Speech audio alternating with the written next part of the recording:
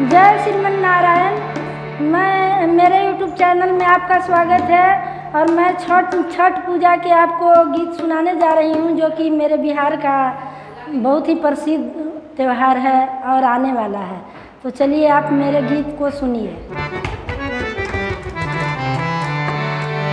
आम के पालौआ सूरज देव कैली दातुआनिया, आम के पालौआ सूरज देव कैली दातुआनिया, जलवा में खड़ा बानी दे दीदार सोनिया, जलवा में खड़ा बानी दे दीदार सोनिया।